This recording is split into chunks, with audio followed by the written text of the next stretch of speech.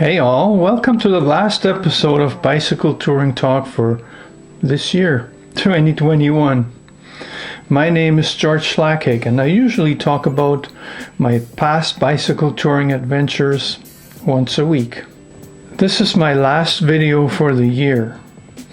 So let me start off by saying thank you to all who supported this channel. This means you, right now, because you're watching. It wouldn't be possible without you. I'm wishing all of you a happy and healthy 2022. Let's hope it'll be a good year for all of us. With that said, let's get into the video. We're starting with Thursday, July 6th, 2017 in Thunder Bay, Ontario, where I had rented a hotel room to get some quality rest for a night.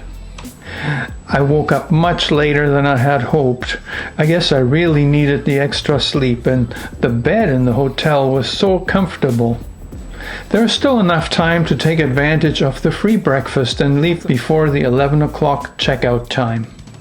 I made another 2 stops, one at McDonald's for internet access, the next one at a Walmart for groceries.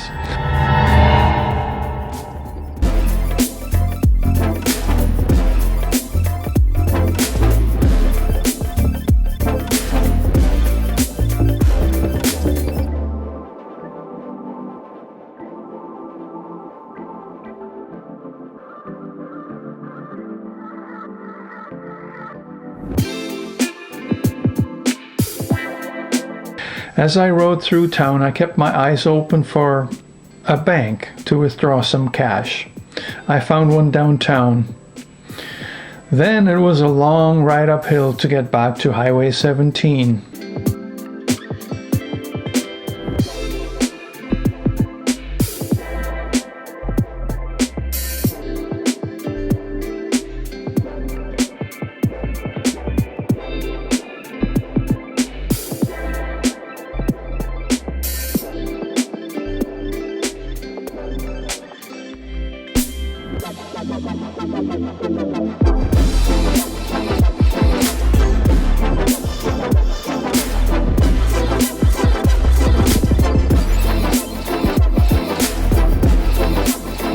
I was disappointed when I noticed a sign that said bicycles were not allowed on that road.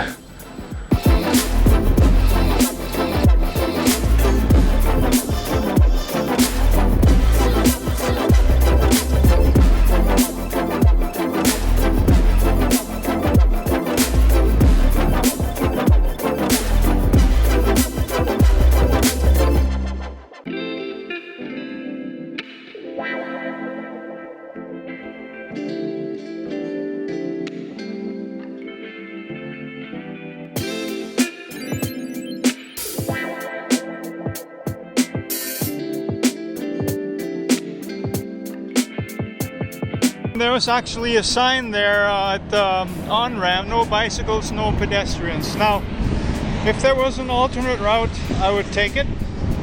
But as far as I can tell from all the maps and everything, there's not. So I'm going to take this highway. Just a little bit behind me, there was a memorial there for a guy named Terry Fox. Unfortunately, he passed away. But see, the thing is, he's still celebrated today. And apparently he broke the law too. He went on this highway as a pedestrian. Wow. So I decided to ride on the shoulder. I have to correct myself at this point. What I said was my perception at the time. However, I stand corrected. See this map? This is the route I should have taken on my bike.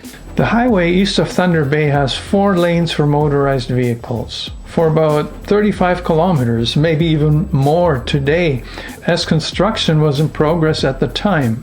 It's disappointing to see how much money is being poured into the development of the freeway for motorized traffic, but zero for bicycles or other kind of transportation. The Trans-Canada Trail, you might be wondering. And yes, I was too. In this area, there is none. You're supposed to get a boat and sail Lake Superior. It's a bit of a joke, I know. There was a bypass road a few kilometers before the 4-lane section ended, and that was a better ride.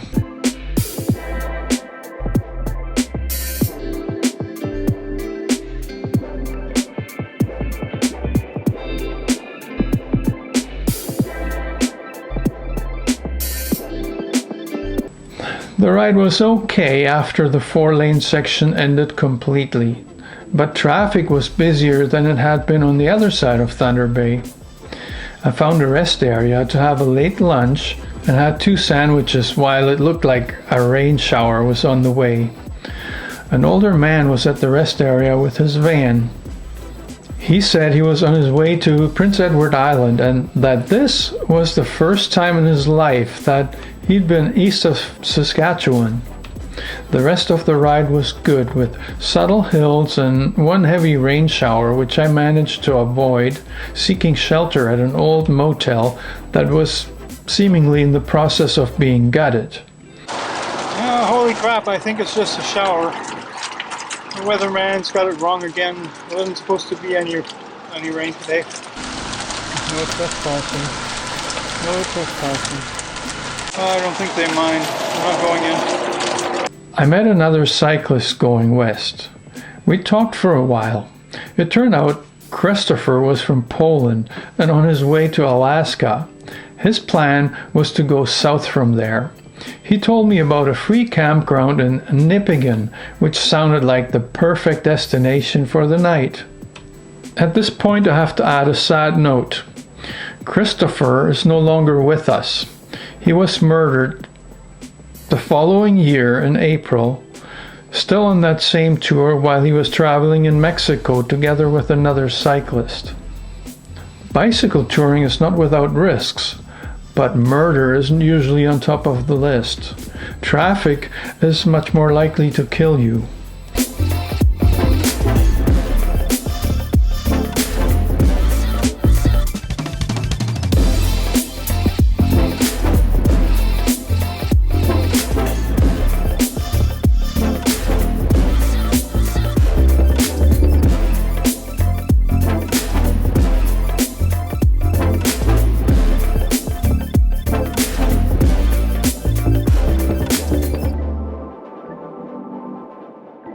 I had to pass through another construction zone that looked like the highway was soon going to be widened to 4 lanes before entering Nipigon.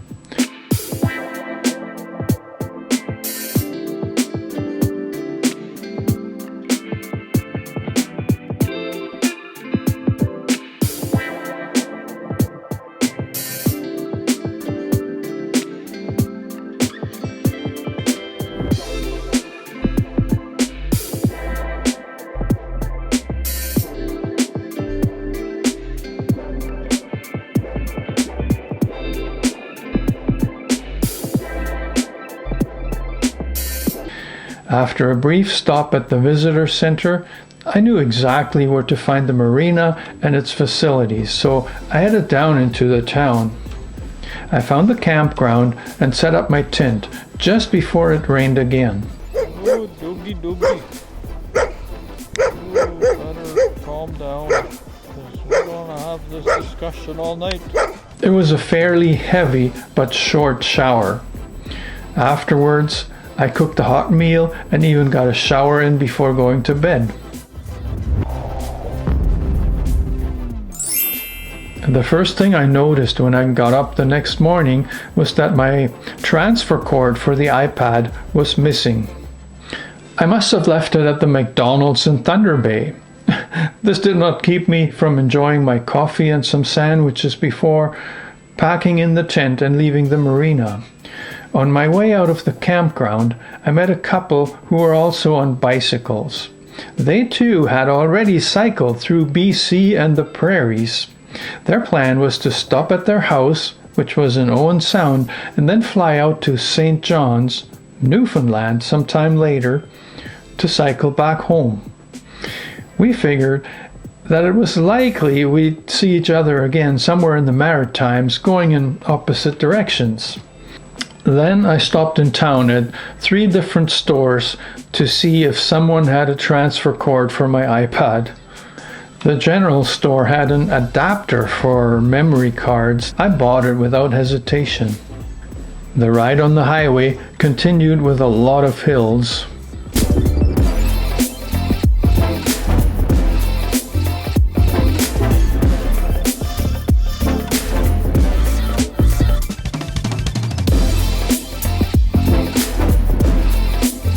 So I got about 104 kilometers to Terrace Bay, and I think that's for sure I'm going to get there today.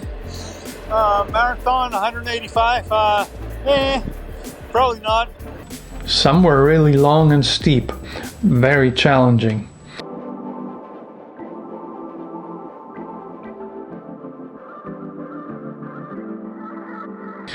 I passed a couple I had met at the campground.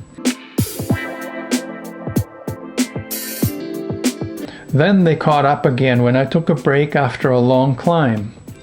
They decided to break there for lunch, just when I was ready to move on.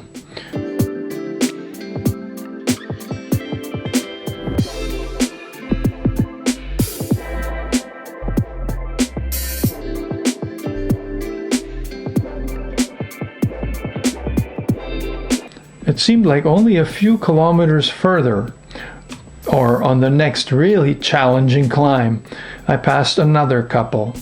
It turned out they were friends but on different tours, traveling together for a bit. Their names were Moni and Mark. Moni has written a blog about her tour on the website Crazy Guy on a Bike, and I've included a link in the description below. After each climb, sooner or later, a really fast descent follows. I was coming down a long hill at speeds close to 60 kilometers an hour.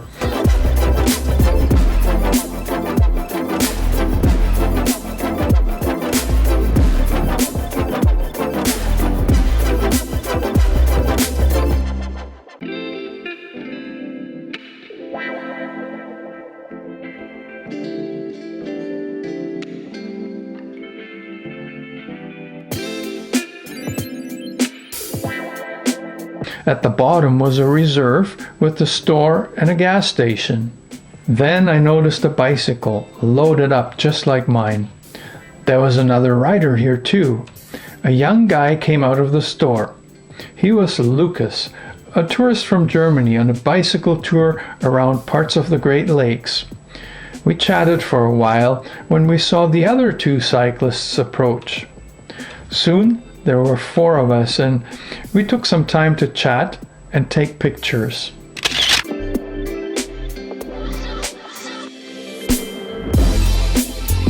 It was my turn to eat lunch, so I stayed behind when the other cyclists left. I somehow thought I might catch up to them again, but their destination for the day was a campground near Rossport, which I passed shortly after when I wasn't ready to call it a day.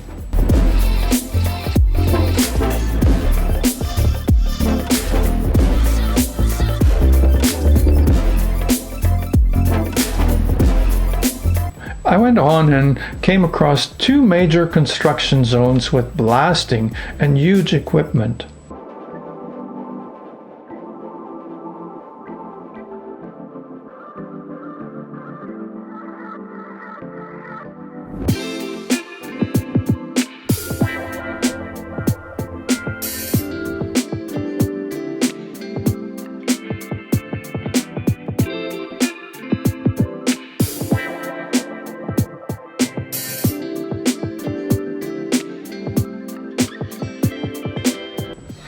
I decided to continue to Terrace Bay, about 110 kilometers total for my day. When I arrived in town, the visitor center was still open. I inquired about local camping facilities and was told that it was free and legal to camp at the visitor center. This was perfect. There were even picnic tables there for eating supper, sitting down. I cooked macaroni and chili for supper before setting up my tent.